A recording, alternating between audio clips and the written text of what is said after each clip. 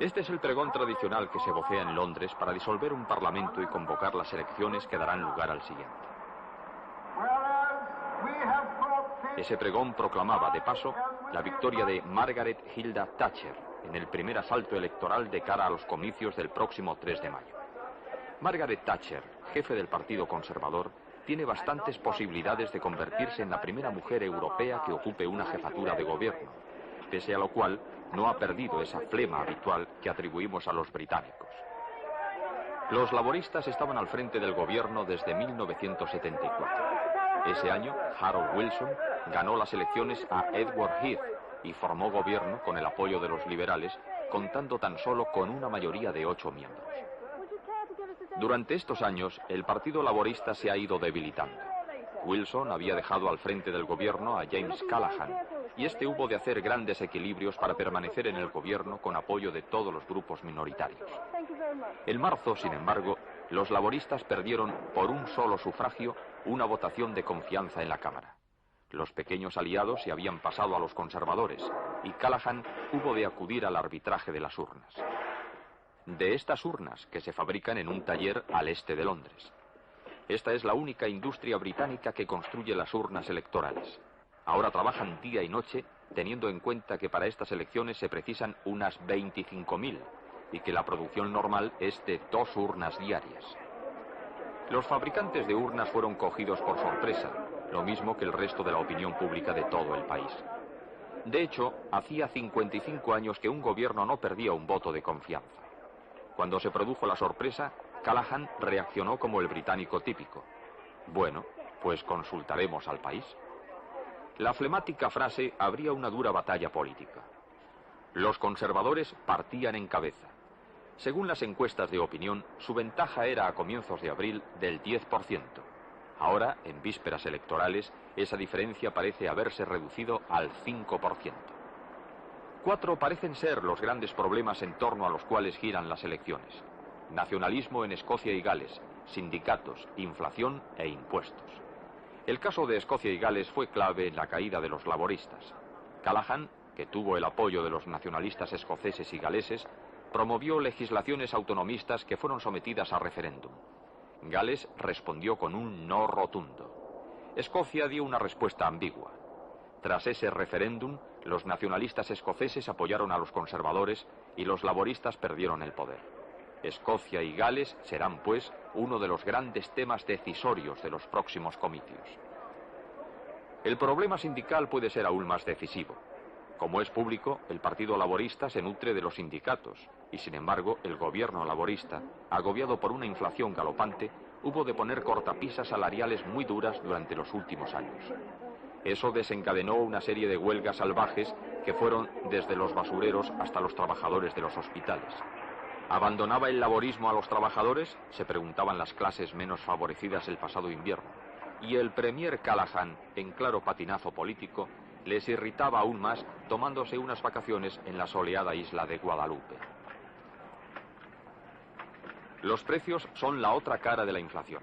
Sostienen los laboristas que durante el gobierno de Callaghan la inflación ha descendido del 27 al 7%. No están de acuerdo los conservadores, quienes aseguran que el proceso inflacionista está ahora en un 10% y con tendencia a incrementarse. Los laboristas, que en la campaña que les dio la victoria electoral hace 5 años se comprometieron a mantener la inflación por bajo de un 10%, tienen hoy problemas para demostrar que lo han conseguido. Como es habitual en las campañas electorales, los argumentos de partido terminan por personalizarse. Aseguran los conservadores que Callaghan no es capaz de asegurar la ley y el orden, ni de frenar las huelgas salvajes, ni de reducir los impuestos a cotas más justas. Replican los laboristas que una mujer es incapaz de ofrecer alternativas válidas a los problemas que Gran Bretaña tiene planteados. Nos aseguran que la estrategia laborista se basa en tener una larga campaña para que puedan, y solo estoy parafraseando su argumentación, poner a esa mujer entre la espada y la pared. Supongo que se refieren a mí. Piensan que en el transcurso de una campaña larga cometería muchos errores. Bien, nadie es perfecto. No puedo ofrecer garantías, pero prometo no ir a Guadalupe el próximo invierno.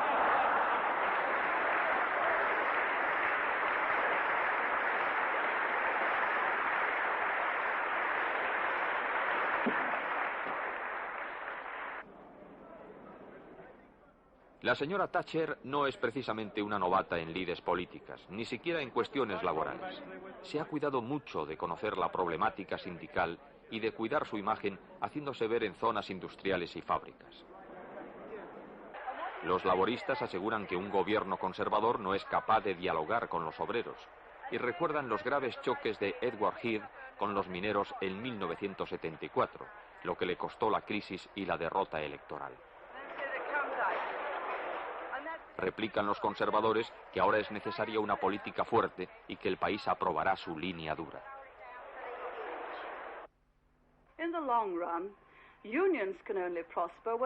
A largo plazo, los sindicatos solo pueden prosperar cuando lo haga la nación y viceversa. Como decía una canción hablando del amor y del matrimonio, te digo, hermano, que no puedes tener lo uno sin lo otro.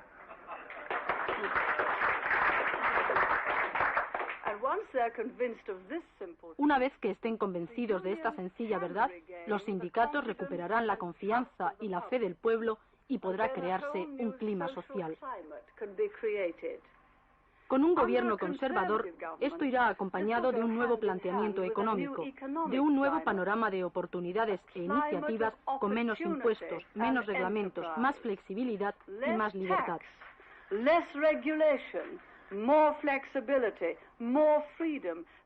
Esas serán nuestras líneas de acción. Libertinaje general, no. Libertad bajo la ley para todos, sí.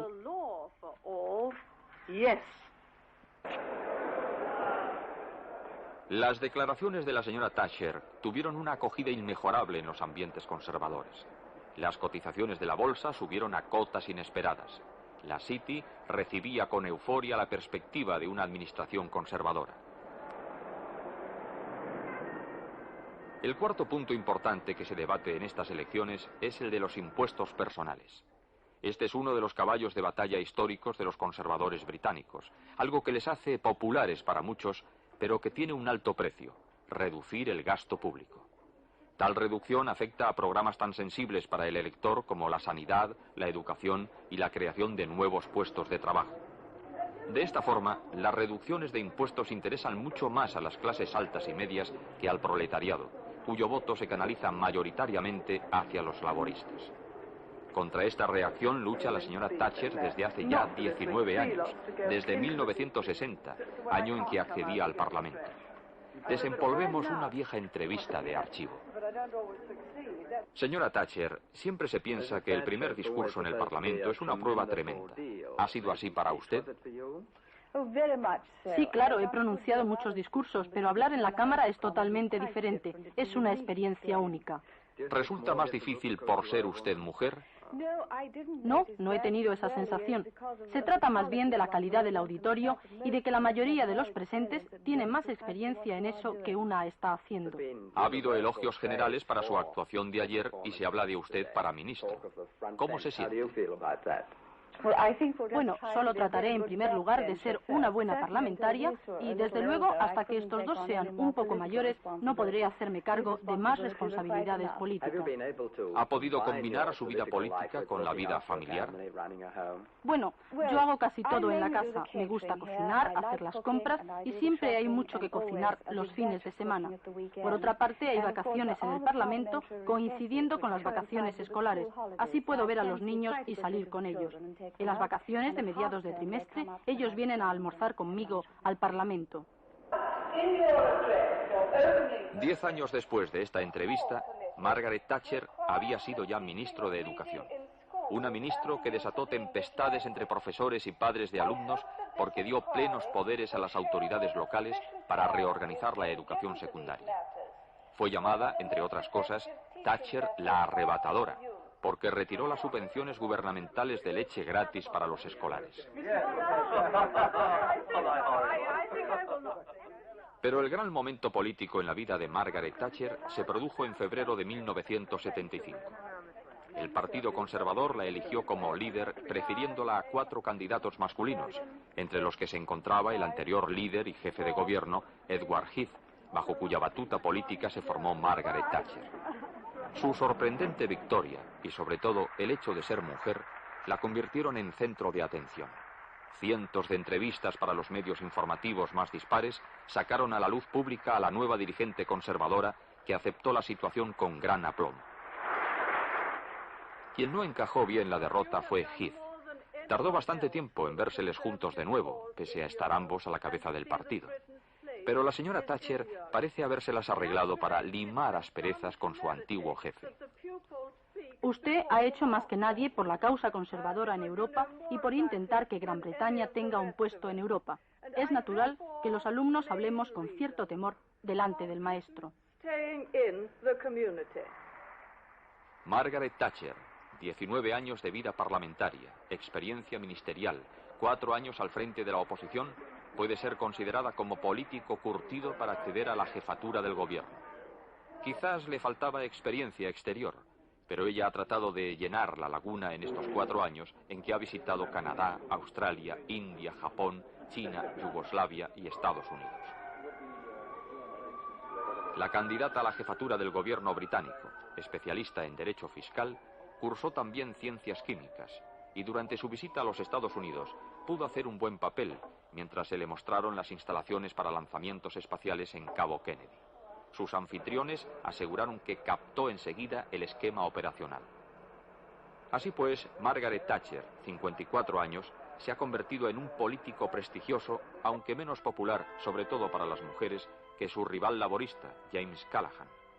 Con todo, si las encuestas tienen razón, el próximo día 3, Gran Bretaña tendrá a una mujer como jefe de gobierno.